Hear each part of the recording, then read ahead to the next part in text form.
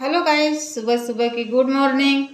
और आप सभी का हमारे संजू यादव अवधी ऑफिशियल चैनल में स्वागत है। तो भैया आज हम सोयाबीन का सब्जी बनावे जाते हैं और इस सोयाबीन पे आप लोग के कुछ सुनावे के बा हमें। अगर सोयाबीन का सब्जी खा और आप लोग के दो लाइन कुछ न सुना जाए तो बेकार बा। तो अब हम सुनाव थे आप सबके। सैयालिया सोयाबीन हो जियरा जरी जय हमार। सैयालिया सोयाबीन हो जियरा जरी जय हमार। सस के लवई लड्डू ना नदिया के पेड़ा। सस के लवई लड्डू ना नदिया के पेड़ा।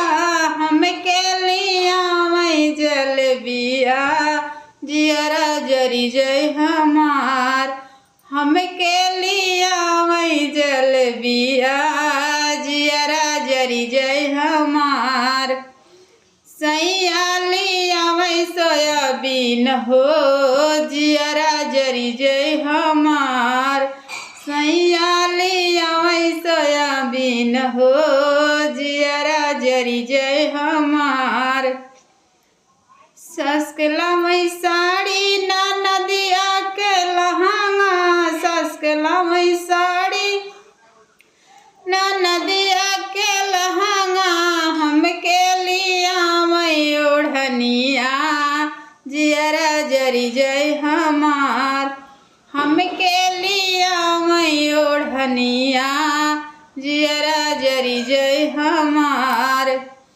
सैयालिया वही सोयाबीन हो जियरा जरी जय हमार। सैयालिया वही सोयाबीन हो जियरा जरी जय हमार। तो कैसा लगा तो आप लोग जरूर कमेंट में बताइए। और आप सब